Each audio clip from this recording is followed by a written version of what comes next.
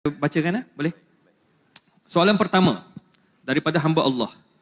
Apakah ciri-ciri kekuatan ummah yang sepatutnya ada dalam diri remaja untuk menghadapi fitnah akhir zaman?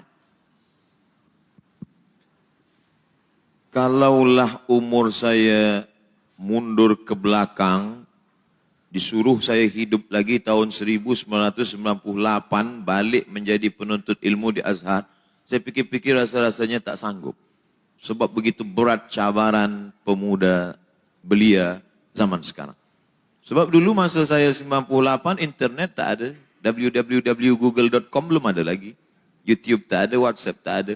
Jadi bila saya pergi ke Kaherah 2017, penuntut-penuntut bertanya, Ustaz Samad, bagaimana supaya kami ini tidak pacaran, supaya tak ada hubungan dengan perempuan yang tak mahram? Kata saya, tak tahulah, zaman saya dulu memang susah, kata saya. Andai ada saya, oleh sebab itu tidak ada jalan lain kecuali menanamkan akidah keyakinan bahawa pemuda belia bukan dipandang oleh manusia, bukan dipandang oleh pensyarah, bukan dipandang oleh CCTV, tapi yang memandang dia adalah la ta'khudhuhu sinatun wa la naum. Itulah yang ditanamkan ke dalam hati. Maka kita ajarkan bagi ayah, bagi ibu, bagi bunda, ajarkan kepada anak-anak kita sebelum tidur malam, ambil wudu, selepas wudu, solat sunat, witir, 3 rakaat. Supaya apa? Supaya kita suci, dijaga malaikat, baca ayat kursi. Supaya apa? Supaya kita diawasi Allah. Sebenarnya itu menanamkan akidah. Tapi orang-orang tua dulu tak begitu. Sebelum tidur malam, basuh muka, basuh kaki, makan ubat cacing. Bukan kita nak menyalahkan orang tua dulu. Mereka sudah berjasa bagi kita. Tapi mesti ada di dalamnya membangkitkan lagi akidah yang benar. Karena yang dapat mengikat ini generasi kita ini hanya satu saja. Akidah, akidah, akidah. Dia disebut sebagai akidah kerana dia adalah tali yang diikat simpul mati. Dia disebut sebagai tauhid kerana dia berani mengatakan tiada yang lain kecuali hanya Allah saja. La ma'buda bihaqqin illallah, la mahbuba bihaqqin illallah. Sampai pada puncaknya, la maujuda bihaqqin illallah. Yang wujud sebenar wujud hanya Allah semata. Kita ini wujud, tapi sampai masanya nanti kita akan tiada berwujud kerana kita akan hancur dimakan cacing tanah. Tinggallah anallah, anallah, anal jabbar, anad dayan, aku saja.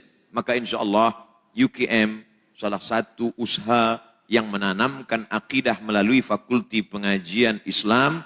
Ada jabatan Quran Sunnah, di sana ada jabatan akidah. Para filosofnya menanamkan akidah dengan menapis akidah-akidah yang sesat. Dan di Malaysia pula dikawal oleh mufti. Maka dalam akidah Asy'ari, dalam fiqh Syafi'i, dalam tasawufnya Sunni, Junaid Al-Baghdadi dan Abu Hamid Al-Ghazali. Maka insyaAllah generasi kita akan selamat sampai hari kiamat insyaAllah. Amin ya Rabbal Alamin. Soalan seterusnya. Apakah pandangan Islam tentang golongan liberal? Siapa mereka ini Pak Ustaz? Saya baca je. Dia tulis Pak Ustaz, saya Pak Ustaz lah. Masya Allah. Liberal, ada patung liberty, bebas, tak ada ikatan. Sedangkan Islam ini hurriyah, bebas, tapi muqayyadah, masih ada ikatan. Kulu, makanlah. Tapi ada yang tak boleh. Hurriman alaikumul maitatu, bangkai tak boleh. Waddamu, darah tak boleh.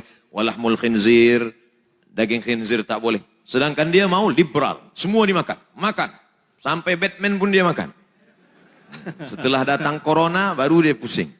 Pening kepala. Oleh sebab itu maka, ini dalam liberal masalah makanan. Begitu juga dalam masalah keyakinan. Kata dia, tidak bertuhan pun merupakan suatu keyakinan.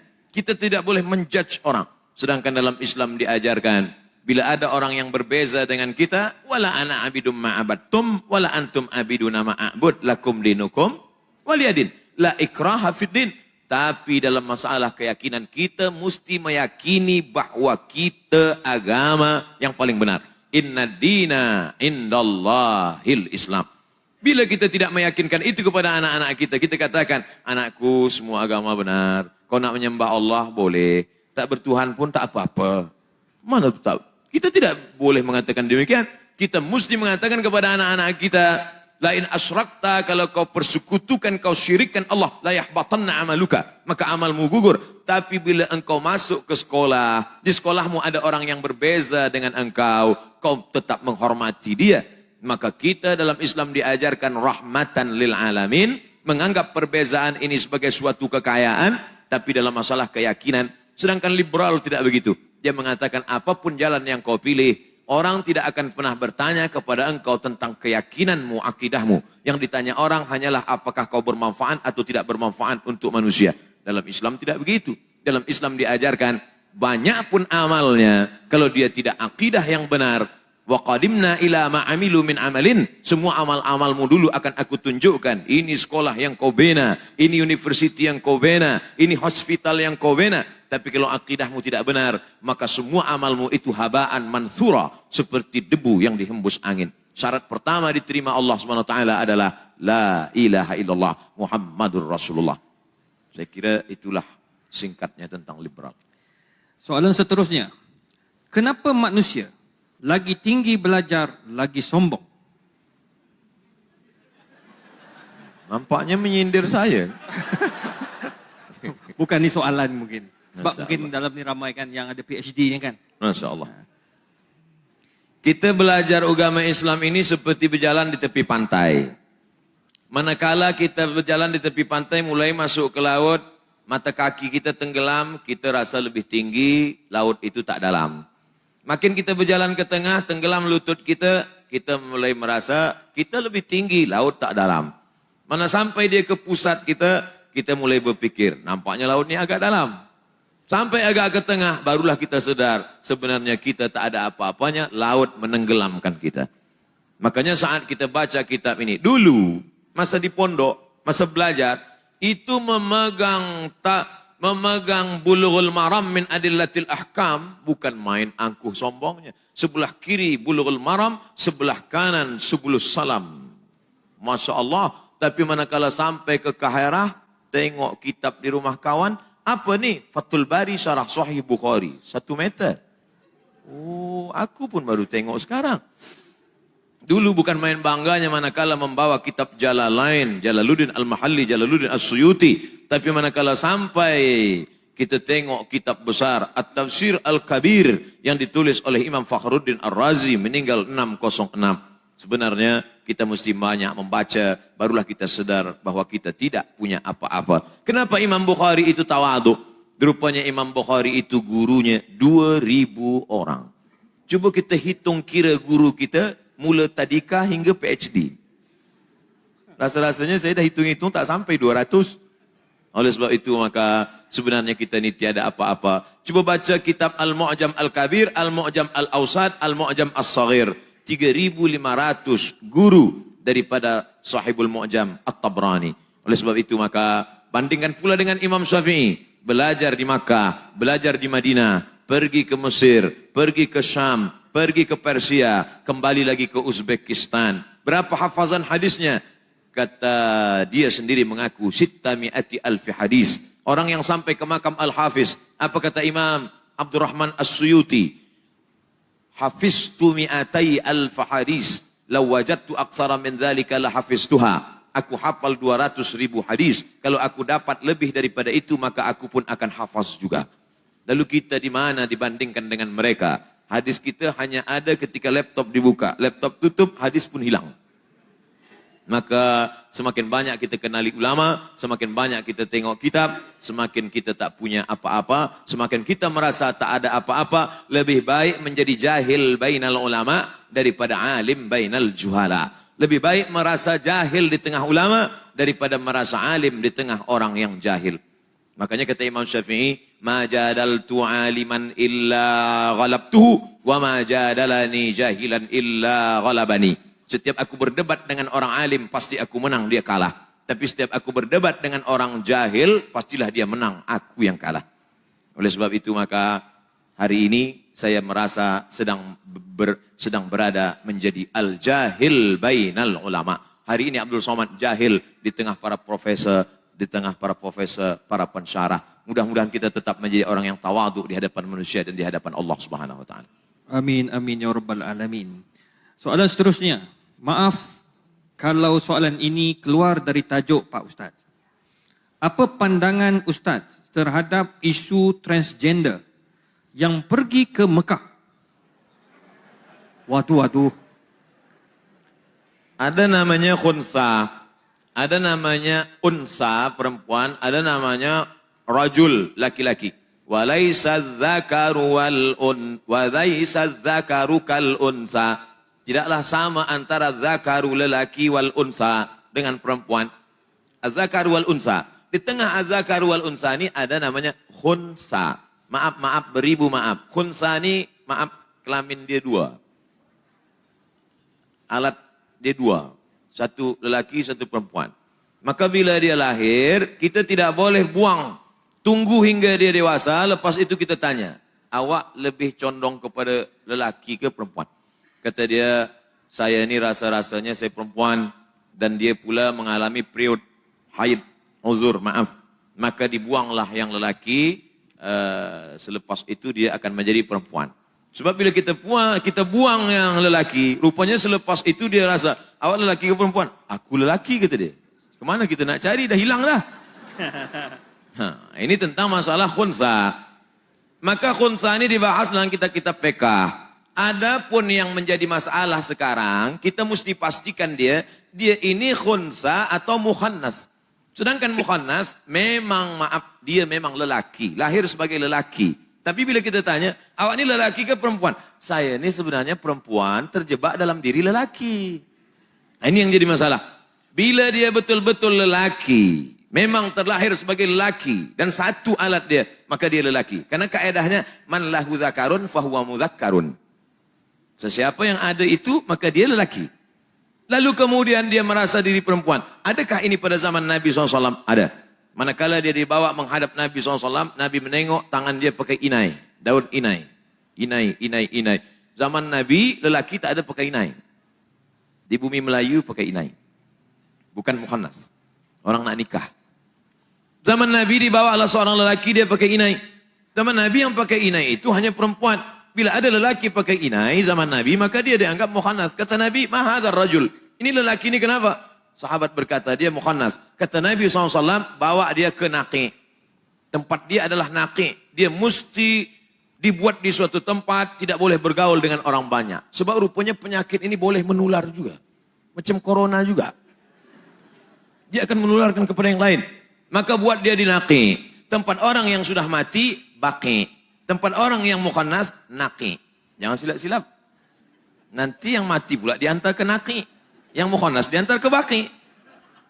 Oleh sebab itu maka ada dua langkah. Ada dua cara, ada dua step. Yang pertama, mereka mesti dibuatkan penyembuhan.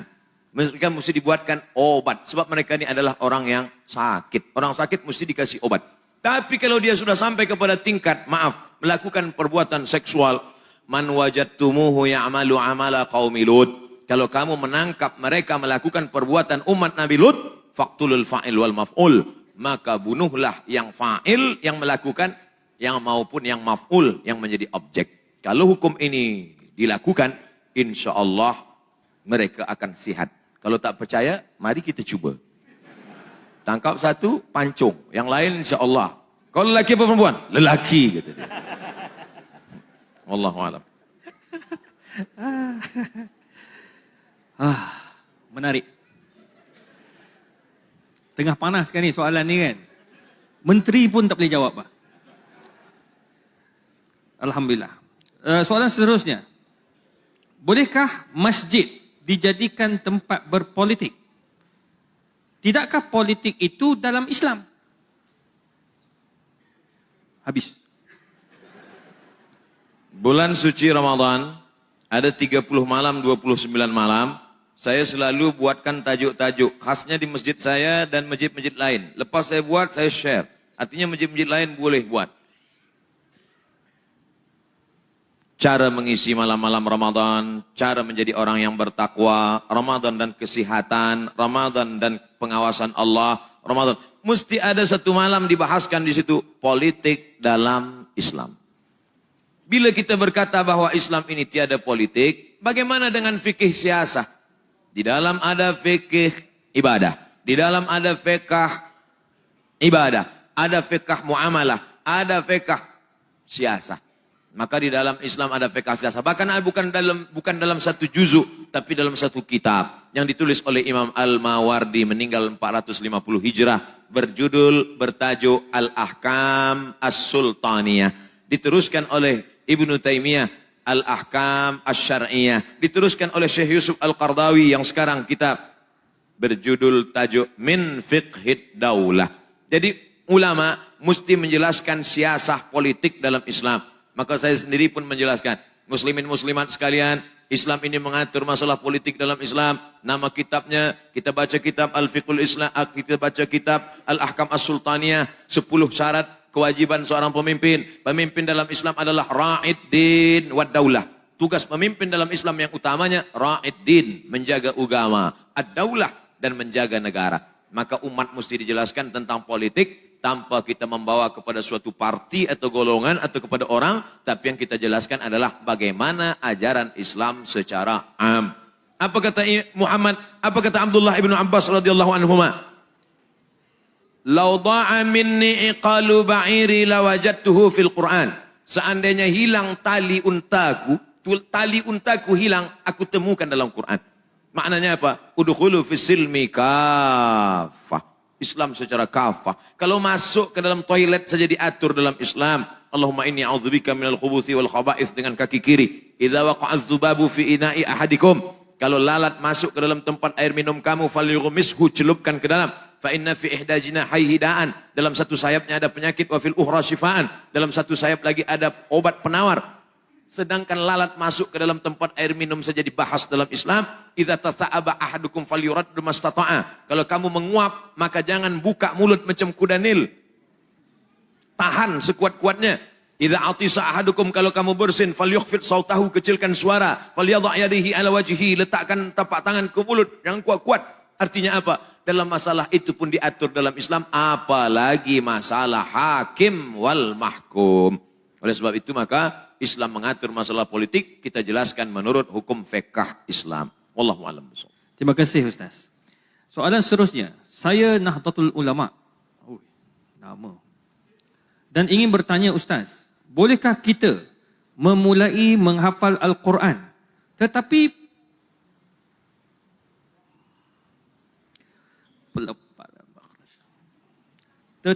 makhraj dan tajwid belum fasih? Syukran Ustaz. Barakallahu fiik. Quran ini ada 5 tangga. Tangga yang pertama mendengar. Wa idza quri'al Qur'anu fastami'u lahu wa ansitu la'allakum turhamun. Bila Quran dibacakan maka dengar baik-baik. Karena memang belajar bahasa ini meniru.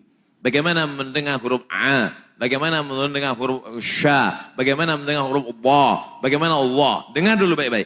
Selepas dengar, barulah membaca. La aqulu alif lam mim harf. Aku tak mengatakan alif lam mim itu harf. Alif harf, lam harf, mim harf, wa likulli harfin asyru amsalihha. Setiap huruf ada 10 balasan.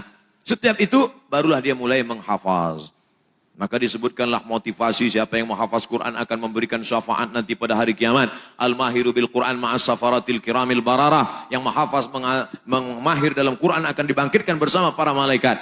Barulah yang keempat, khairukum. Yang keempat, mengamalkan isi Al-Quran. Barulah yang terakhir, last sekali yang kelima, khairukum, orang yang paling baik. Siapa yang paling baik? Man ta'allamal Qur'ana wa 'allamahu. Orang yang paling baik di antara kita ini semua adalah yang berada di jabatan Quran Sunnah. Begitu dalam hadis. Man ta'allamal Qur'ana wa 'allamahu. Saya sebut Quran Sunnah karena di situ dulu saya belajar. Nah, jadi kalau ada orang belum betul makharijul hurufnya, dia menghafaz, berbahaya. Di mana letak bahayanya? Dia susah untuk meluruskan nanti sebab dia punya dua beban. Hafazannya lagi, bacaannya lagi. Betulkan dulu bacaan, panjang pendek, mat, makharijul huruf, selepas itu barulah menghafaz. Wallahu a'lam. Assalamualaikum Ustaz. Apakah cara, kaedah yang paling baik apabila berhadapan dengan golongan yang berfahaman sesat? Kata Syekh Muhammad Mutawalli Asy'arawi, kata Sayyidina Ali karramallahu wajhah, Sayyidina Ali radhiyallahu an, aku tidak khawatir tentang masalah baik dan benar. Karena baik dan benar memanglah dari dulu sudah ada. Wa qul ja'al haqqu wa zahaqal batil. Tentang hak dan batil sudah ada sejak zaman dulu. Yang aku khawatirkan adalah orang yang batil berbuat, orang yang benar diam. Sehingga orang yang batil itu merasa bahwa dia benar. Batil, batil, batil, batil, batil, batil, batil. Lama-lama jadi betul. Sebab orang yang batil diam. Sehingga dia tak boleh membezakan mana batil, mana betul, mana betul, mana batil. Lama-lama yang batil jadi betul, yang betul jadi batil. Bila kita tidak meyakinkan bahwa ini adalah ayam, bahwa ini adalah kambing, ada seorang tua. Seorang tua nenek-nenek menjaga seekor lembu. Maka selepas itu dia perlu uang. Dia mesti menjual lembu ini ke pasar. Maka dia pun bawalah lembu ini. Di tengah jalan dia berjumpa dengan orang. Hai nenek tua, ya berapa harga ayam ini? Ini aku bawa lembu. Ini lembu bukan ayam. Lepas itu dah dekat ke pasar, orang bertanya lagi. Cantiknya ayam. Ini lembu. Siapa kata ini ayam? Dah sampai ke pasar, pasar haiwan. Semua di pasar mengatakan, berapa harga ayam ni? Lama-lama dia jual lembunya dengan harga ayam. Semua. Maka kita mesti kenali bahwa kita benar dan ini adalah batil. Maka orang yang batil ini mesti kita luruskan. Orang yang bengkok mesti kita luruskan. Itulah mengapa pagi, petang, siang, malam kita minta ihdinas siratal mustaqim. Bukankah kita ini berada di jalan yang benar? Kenapa kita minta jalan yang lurus? Sebab kadang-kadang yusbihu mu'minan wa yumsi kafiran. Paginya beriman, petangnya kafir. Makanya kita disuruh baca surat Al-Kahfi. Man qara'a surat Al-Kahfi, siapa yang baca surat Kahfi yaumal Jum'ah, hari Jumat, adha'a lahu min nur. Allah berikan dia cahaya. Dengan cahaya itu dia boleh membezakan mana hak, mana batil, mana bengkok, mana lurus, mana hitam, mana putih. Oleh sebab itu setelah kita tahu, maka ud'u ila sabili rabbik. Orang yang sesat itu ajak dia ke jalan Allah. Dengan cara apa? 3, bil hikmah. Tak mempan dengan hikmah. Wal mau'izatil hasanah. Mau'izatil hasanah pun dia melawan. Wajadilhum, debat dia. Punya ilmu debat dia. Makanya dalam Islam ada namanya ilmu munazarah, ilmu debat. Tapi dengan cara apa? Wajadilhum billati hiya ahsan. Di ujung ayat itu apa kata Allah menutup? Inna rabbaka huwa a'lamu biman dhalla an sabilih. Allah lebih tahu siapa yang sesat. Wa huwa a'lamu bil muhtadin. Allah lebih tahu siapa yang mendapatkan hidayah. Siapakah yang dapat menyelamatkan dalam perdebatan ini? Siapa lagi kalau bukan penuntut-penuntut dari Fakulti Pengajian Islam. Falsafah, akidah wal falsafah. Wallahu a'lam. Alhamdulillah. Banyak Dr. Abdul Samad promosi Fakulti Pengajian Islam. Saya rasa bangga sekali. Baik, kita kesempatan masa sebab malam ini Datuk Seri Dr. Abdul Samad akan berada di Stadium Melawati. Semalam Alhamdulillah yang bahagia Ustaz berada dekat Masjid Besi. Masya Allah, 3 tingkat tu penuh, rapat. Jadi sampaikan orang tengok Ustaz tu masuk keluar agak penyek gitu ya. Masya Allah. Jadi Alhamdulillah malam ini Allah permudahkan insya Allah. Cuma di sini enggak penyek sebab semuanya okey. Cuma saya nak buka dua soalan dalam bentuk ni pakai mic. 2 je sebab masa tak ada. Okey, satu soalan. Terus bagi nanti kan jawab. Okey, silakan. Mana mic? Belah perempuan seorang nak seorang perempuan. Prepare terus, siap-siap. Ada? Mana profesor-profesor perempuan? Jangan jadi malu kita ni. Ni. Allah. Makcik. Prof. Sekarang boleh tanya. Nanti. Ya. Bagi lelaki dulu. Bagi orang angkat dulu. Okey, silakan. Mana mic? Ladies first. Okey. Ustaz Somad kata ladies first. Bismillahirrahmanirrahim. Assalamualaikum warahmatullahi taala wabarakatuh. Ana Fatimah Yahya min هذه الجامعة كطالبة هنا في شعبة عربية. Saya nak tanya mengenai batal wudu. Mazhab Hanafi kalau sentuh al-mashu laisa batil. Syafi'i batal. Kalau kita macam saya nak ikut mazhab Hanafi boleh tak? Siapa-siapa sajalah macam masalah di Makkah lamsul rajul. Hadha soal faqat.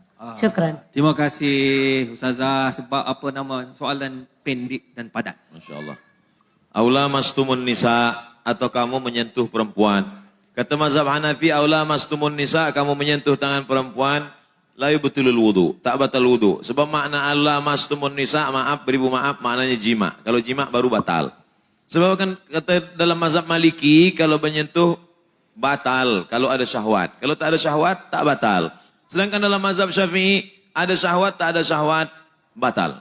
Saya dalam hal ini memilih mazhab Syafi'i. Kenapa Ustaz pilih mazhab Syafi'i? Apa hujahnya?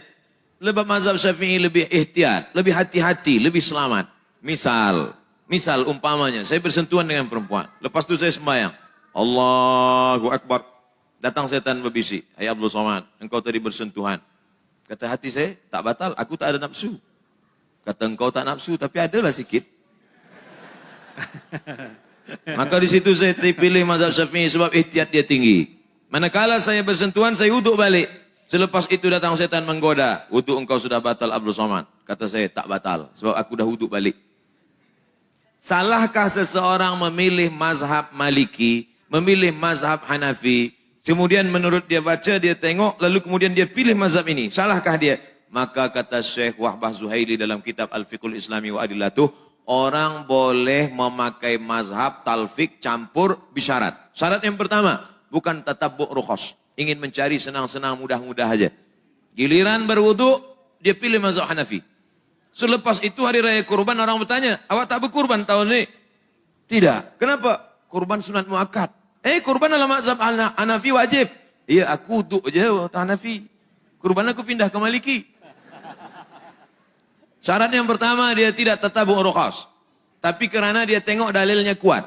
Yang kedua, kerana dia tidak dalam satu qadiyah. Salat dengan wudu, dengan puasa, bukan satu qadiyah. Yang dimaksud dalam satu qadiyah itu, cara berwudunya Syafi'i.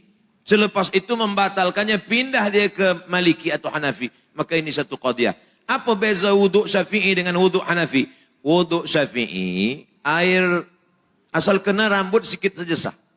Kena rambut sikit saja sah. Sedangkan Hanafi, 1/4 kepala. Dalam mazhab Hanafi, tangan dibasahkan, dimasukkan. Dia pakai hadis yang Nabi memasukkan tangan ke celah surban dan 1/4 kepala kena. Karena kepala ini dibagi 4. 1, 2, 3, 4. Maka mesti kena 1/4 kepala. Kalau 1/4 kepala tak kena, maka batal. Sedangkan Maliki, cara menyapu kepala, dibasahkan 2 tangan, semua. Dari depan ke belakang, maju lagi ke depan, kena 2 telinga.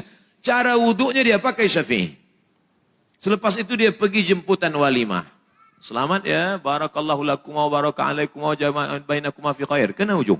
Lepas itu dia sembahyang. Orang tanya, kenapa awak tak wuduk balik?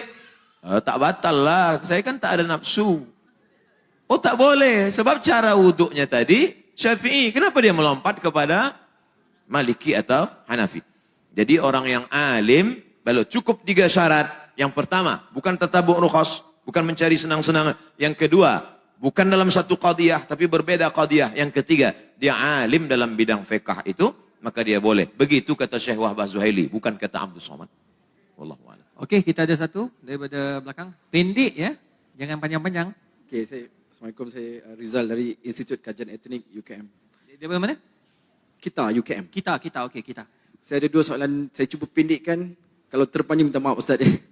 Nombor 1, kalau dalam konteks kesatuan ummah, cabaran dan harapannya, kalau kita berbicara tadi untuk menyatukan orang mazhab-mazhab yang ada di dalam Islam sebagainya, bagaimana kalau kita nak menyatukan aliran-aliran lain di dalam Islam seperti Syiah, Wahabi dan sebagainya bersatu bersama kami dalam konteks Islam. Itu yang pertama.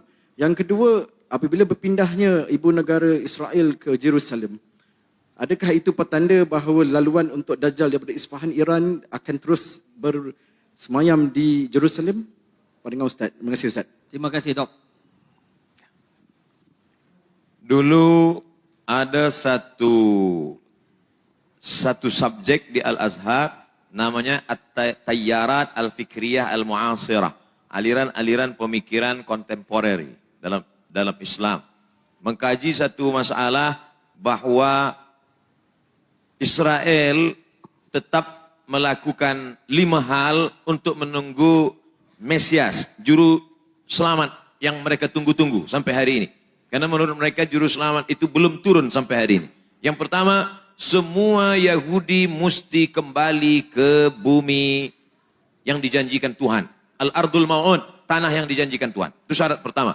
Maka pada tahun 1946, mereka pun beramai-ramai pindah. Hari ini 5 juta penduduk Israel sudah kembali. Yang dari Maghribi, yang dari Rusia, yang dari Europe kembali. Dengan syarat ibu. Sebab mereka melihat nasab ini dari puak ibu. Yang kedua, mereka dulu pernah dihancurkan pada masa Kaisar Nebukadnezar yang menghancurkan Temple of Solomon. Maka mereka mesti membalaskan sakit hati terhadap Nebukadnezar. Kampung Nebukadnezar adalah Babel. Babilonia adalah Irak sekarang. Oleh sebab itu Irak mesti dihancurkan. Itulah makanya serangan kepada Irak ini terus bertubi-tubi hingga hari ini. Yang ketiga, bahwa bumi Palestina mesti hijau. Sebab syaratnya Mesias itu mau turun ke bawah kalau dia hijau. Agak-agaknya Mesias itu dari atas langit dia tengok. Dah hijau atau belum? Bila hijau aku baru turun. Apa yang hijau itu? Itulah dia pohon gharqad. Syajaratul gharqad. Dan itu ada disebut Nabi SAW. Apa kata Nabi SAW?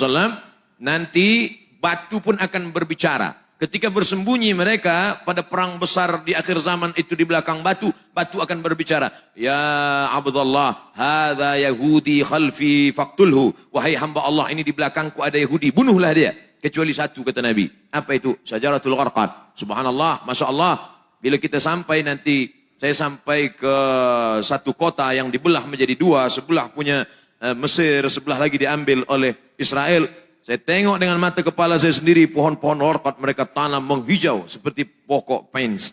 Lalu kemudian yang kelima, bahwa mereka mesti menguasai yang pernah dikuasai oleh Sulaiman dulu. Maka itu disebut dengan Great Israelian. Israel Raya, Israel besar. Mana batasnya? Dari 2 sungai. Dari sungai Nil di Afrika hingga ke sungai Efrat di Irak. Maka batas negara mereka itu adalah 2 sungai. Maka dalam bendera dia dibuat ada bintang David, lalu segi 6, lalu di atasnya ada garis warna biru, di bawah ada biru. Yang di atas biru itu sungai Nil, yang di bawah biru itu adalah sungai Efrat. Maknanya kerajaan mereka dari Nil hingga ke Efrat. Yang kelima, kalau nanti mereka berkuasa di dunia, maka selain daripada mereka akan menjadi ghaim. Ghaim itu adalah keledai tunggangan. Yang bukan dia akan menjadi ghaim. Siapa dia? Maka mereka tidak mengajak orang luar kepada agama dia. Sebab dia adalah agama sekaligus nation. Beza dengan kita. Kita Melayu. Tapi bukan agama. Beza dengan mereka. Mereka adalah Yahudi sekaligus sebagai agama. Maka yang bukan mereka, bukan golongan mereka akan menjadi ghaim, keledai tunggangan. Itulah yang terjadi saat ini. Maka ini mesti disuarakan. Video saya tentang ini sudah diupload di YouTube. Hanya beberapa jam saja, lepas itu hilang. Kalau tak percaya, coba upload. Mungkinkah Sunni dan Syiah bersatu? Yang menjawab ini Syekh Yusuf Al-Qaradawi. Maka dibuatlah yang disebut dengan At-Taqrib Bainal Madzahib.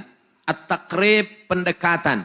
Karena sudah jauh betul. Ini Sunni, ini Syiah. Akhirnya dibuatlah dialog bernama At-Taqrib Bainal Madzahib, mendekatkan mazhab. Tapi itu pada masa Syekhul Azhar Mahmud Shaltun. Berlanjutlah kepada Syekh Yusuf Qaradawi. Kata Syekh Yusuf Al-Qaradawi, akhirnya saya tak sanggup. Kenapa? Mereka mengajak Taqrib Bainal Madzahib, tapi sebenarnya mereka sedang melakukan tasyyi'us sunnah, mensyiahkan ahli sunnah. Di mana letak perbezaan kita dengan mereka? 5. Yang pertama, mereka berkata selepas Nabi SAW meninggal, dunia ini dipimpin oleh Sayyidina Ali. Ali meninggal dipimpin oleh Sayyidina Al-Hasan. Hasan meninggal dipimpin oleh Sayyidina Al-Husain. Husain meninggal dipimpin oleh Ali Zainal Abidin. Ali Zainal Abidin meninggal dipimpin oleh Muhammad Al-Baqir. Muhammad Al-Baqir meninggal dipimpin oleh Ja'far Shadiq. Ja'far Shadiq meninggal oleh Musa Al-Kazim. Musa Al-Kazim meninggal oleh... Terus sampai ke bawah imam yang 12. Imam yang ke-12 sedang bersembunyi sekarang. Belum keluar. Sementara imam 12 ini belum keluar, dunia dipimpin oleh wilayatul faqih. Yang sekarang dipimpin oleh Khamenei. Siapa yang tidak mengakui ini, maka kafir. Itulah yang menyebabkan dia keluar daripada Ahlussunnah. Karena Ahlussunnah tidak boleh takfir, mengkafirkan orang. Sedangkan dia mengkafirkan kita. 2. Selepas Nabi SAW meninggal dunia, maka ada wasiat kepada Sayyidina Ali. Maka orang yang mengambil wasiat, membatalkan wasiat itu berarti kafir. Abu Bakar dan Umar kafir. Makanya ada doa laknat sonamai Quraisy. Selepas sholat subuh mereka laknat. Allahumma la'an sonamai Quraisy. Siapa yang dimaksud dengan sonamai Quraisy? Abu Bakar Siddiq dan Umar Ibnul Khattab. Wa ma Muhammadun illa Rasul. Muhammad itu seorang Rasul SAW. Qad khalas min qablihi Rasul. Sebelum-sebelumnya Rasul sudah meninggal. Afa immata. Kalau dia mati meninggal dunia. Au qutila. Atau dia dibunuh. Apa kata mereka dalam tafsirnya? Qutila. Muhammad SAW mati dibunuh. Siapa yang membunuhnya? Sammahuma. Sammahu. Ada dua orang perempuan yang sudah meracunnya. Sejahat-jahat perempuan adalah mereka berdua. Sejahat-jahat lelaki adalah bapaknya. Siapakah dua perempuan itu? Aisyah paling jahat, bapak Aisyah Abu Bakar. Hafsah paling jahat, bapak Hafsah adalah Umar. Sejahat-jahat perempuan Aisyah dan Hafsah. Sejahat-jahat lelaki Abu Bakar dan Umar. 3. Sahabat Nabi yang beriman hanya Muaz, hanya Abu Dzar Al-Ghifari, Salman Al-Farisi, Miqdad bin Aswad. Selain daripada itu sahabat itu kafir murtad. Sedangkan kita Ahlussunnah berkata as-sahabah udul. Abu Bakar Siddiq radhiyallahu an, Umar bin Khattab radhiyallahu an, Ali bin Abi Thalib radhiyallahu an. Sedangkan mereka mengatakan la'natullah alaih. Yang keempat, mereka berkata bahwa ada namanya taqiyah. Kalau kebetulan yang hadir ini ramai adalah Ahlussunnah wal Jamaah, maka ketika dia ditanya, engkau Syiah apa Sunnah? Dia akan berkata, ana Sunni. Sebab yang banyak ini Sunnah. Tapi kalau yang di sini yang datang adalah Syiah, ditanya, awak Sunni apa Syi'i? Ana Syi'i. Ini namanya taqiyah. Kalau yang kebetulan datang 50-50, 50 Sunnah, awak apa? Ana Sushi. Sunni Syi'i. Taqiyah. Dalam Islam tak ada taqiyah. Sedangkan mereka mengatakan, at-taqiyah minad din. Taqiyah ini minad din. Siapa yang tidak bertaqiyah maka dia tidak beragama. Tidak beragama Syiah maksudnya.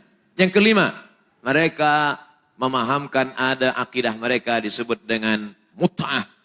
Hari ini mut'ah luar biasa. Berapa banyak orang terkena penyakit. Seorang dokter medikal di Bandung, dia buat dalam buku, dia tulis buku itu. Dia bercerita bagaimana seorang perempuan yang memakai niqab, memakai cadar datang tapi dia terkejut kenapa terkena penyakit sipilis. Kenapa terkena sipilis? Rupanya ikut jamaah. Terlalu banyak guna Van Rijk kena virus. Oleh sebab itu maka kita tidak mungkin bertemu. Nah ta'awan fi mattafaqna. Mari kita bersama menjaga persatuan umat pada golongan antara Hanafi dengan Maliki, antara Syafi'i dengan Hambali, antara Ahlussunnah wal Jamaah. Tapi kalau sudah kepada Ahlul Bid'ah, maka dalam hal ini mesti, alhamdulillah, Malaysia merupakan kerajaan yang tegas dalam bidang ini. Saya amat sangat bersyukur kepada Allah. Karena dalam tazkirah saya mengambil fatwa. Saya ambil fatwa dari Selangor. Saya ambil dari fatwa Mufti Johor. Saya ambil. Bila umat bertanya, ini bukan fatwa Abdul Somad. Ini fatwa dari bumi Melayu. Kenapa? Karena umat ini akan dijaga oleh ulama. Kalau ulama diam dalam masalah ini, maka habislah umat akan diterkam oleh serigala-serigala. Maka mesti dijaga oleh ulama. Wallahu a'lam bishawab. Alhamdulillah, terima kasih banyak. Minta maaf kepada yang nak bertanya kerana masa sangat-sangat mencemburui kita. Dan Dr. Abdul Somad pun nak bergerak ke Shah Alam. Jadi tuan-tuan dan puan, terima kasih atas pemerhatian dan kehadiran tuan-tuan dan puan. Dan terima kasih juga kepada yang berbahagia, Ustaz Datuk Seri Ulama Setia Negara Dr. Abdul Somad atas kehadiran ke UKM. Jadi saya serahkan kembali kepada pengacara majlis.